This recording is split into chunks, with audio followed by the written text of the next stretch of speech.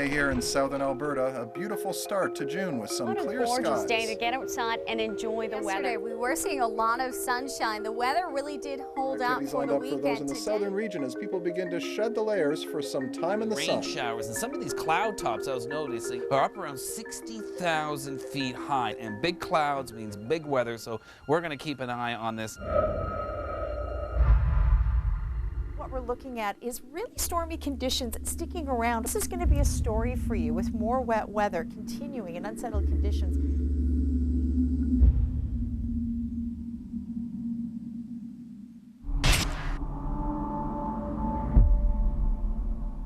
As of 6 a.m., about 300 cubic meters per second. The city of Canmore does have a boil water advisory. Rivers flowing fast in the Medicine Hat area. Sandbags all across the creek as waters were flowing into people's homes. It became more and more apparent just how critical the situation was.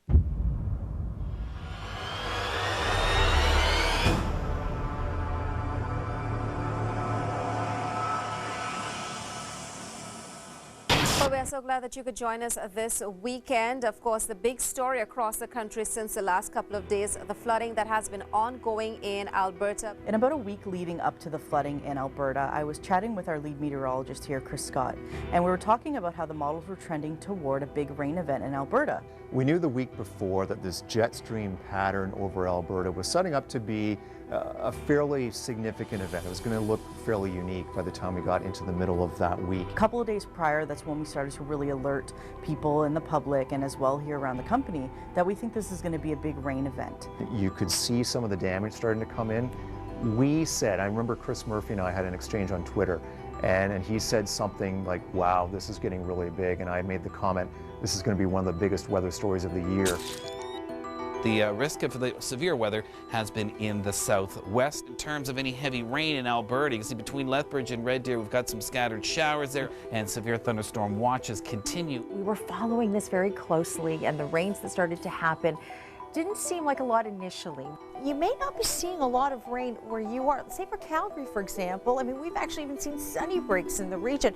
When everyone woke up on Thursday morning, the reports were all about Canmore. That was the first place that seemed to be the major impact in terms of flooding. Devastating flood situation, and as of 6 a.m., about 300 cubic meters per second. That's 10 to 15 times higher than average, and that was the reading that was taken here south of Canmore. And to watch this unfold right before your eyes was shocking, but you knew that you were involved in something major.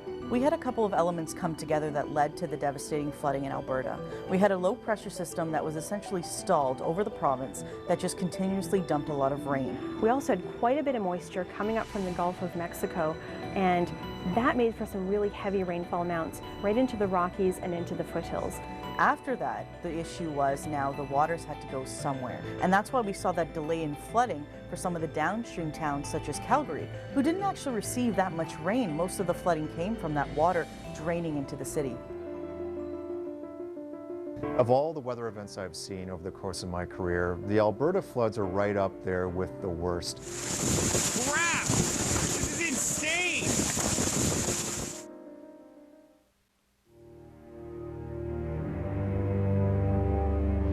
Our house is underwater now, I guess, so what can you do?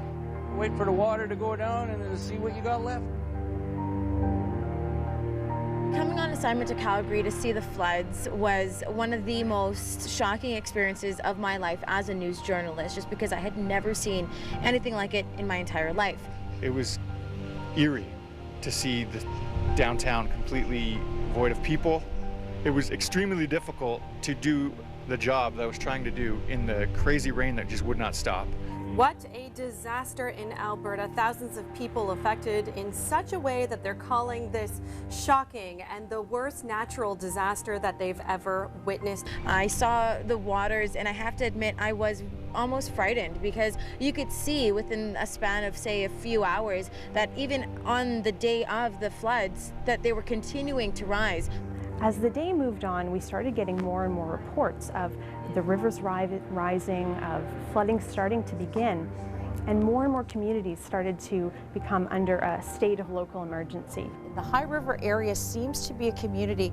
At this point, there are reports that it being underwater, and you were seeing the swelling of the rivers and debris starting to come down, and you were seeing the measurements going up and up and up. As of 6 a.m., about 300 cubic meters per second. That's 10 to 15 times higher than average. Officials at this point are saying this could be worse than the 2005 event. Once I started to see images of flooding and I saw that the highway was washed out near Canmore, and then when I saw the image of the houses being washed away, these beautiful homes, I think that's really when it started to really get emotional for me.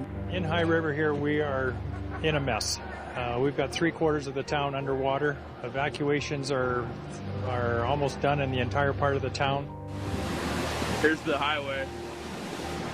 So the evacuation alerts started coming in for town after town, and I was nonstop until 11 o'clock that night. Well, you felt very small that day. You know, you felt very, very little. You couldn't do anything to stop it, and all you could do is just try to be a part of informing and alerting and passing out information.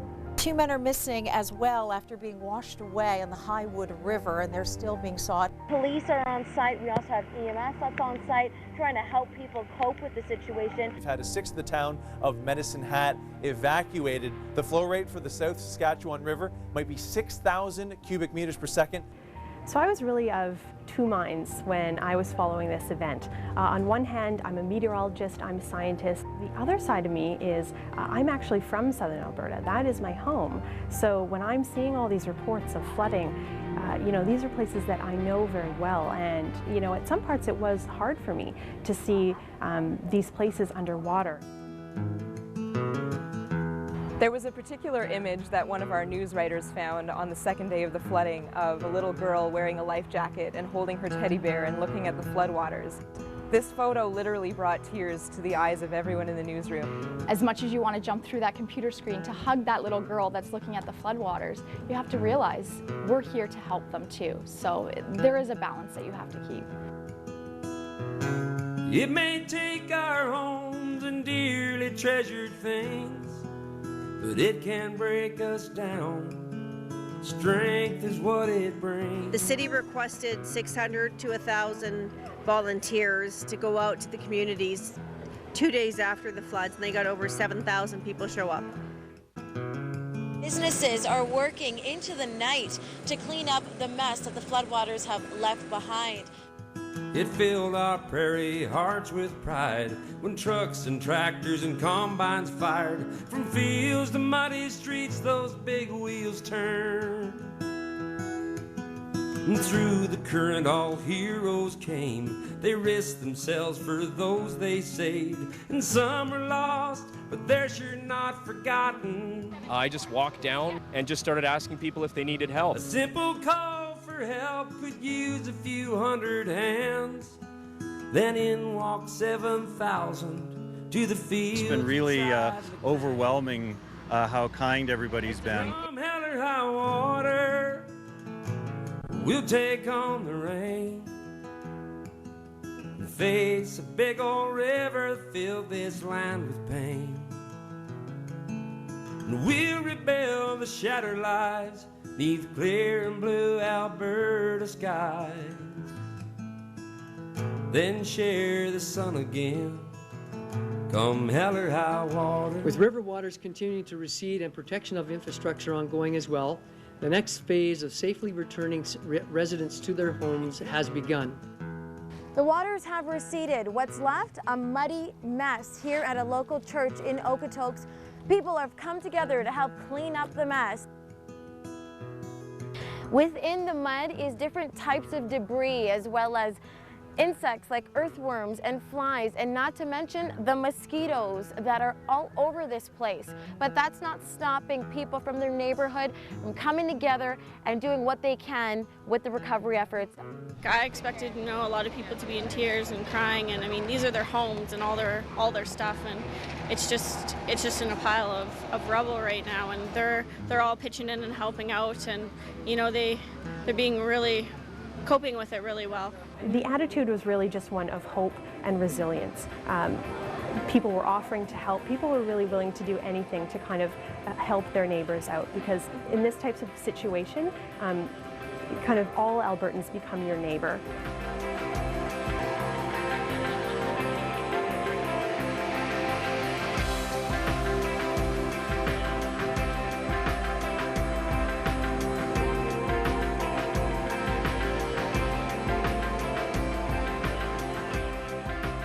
We knew that a bunch of rain was coming. What we couldn't have predicted, same as Pearson, same as the roads, was just how intense that storm would be and just what the impact would be.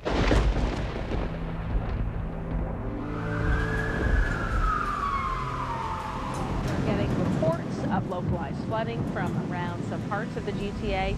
Some of the areas of concern would be the 401 corridor and nearby neighborhoods through the Mississauga. 90 millimeters of rain fell in just what 2 felt hours. like minutes, all of a sudden the ordinary rush drive became an absolute nightmare. We're seeing massive flooding on all the major arterial roads getting in and out of the flooding city at Union of Toronto. Station, and the TTC in the city of Toronto has 1,400 people trapped on the GO train. That was at Pottery Road and broke Bayview. the windows to try and get some fresh air in, and basically jumped out the windows and tried to make it swimming.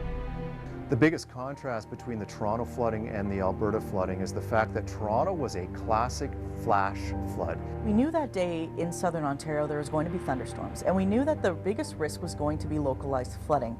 What we didn't know is how Toronto was going to be affected that day.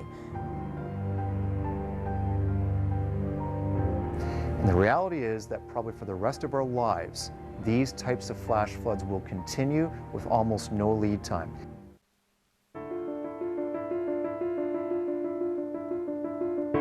The Alberta storm was a big area of low pressure. It was a no miss the day before. There was going to be a lot of rainfall. The question in that situation was how bad the flooding would be, what would happen to the rivers. In the Toronto situation, it was impossible to predict even 2 hours in advance that there would be that type of flooding in Toronto. Around 3 o'clock in the afternoon, nothing was going on in Toronto. It was a hot, humid day. And then storms just busted in from the northwest. It was sunny, it went black, and down came buckets of water. It's like being under Niagara Falls. When it comes to the Toronto flooding, it was really different from the Alberta flooding in a sense that this was a flash flood scenario.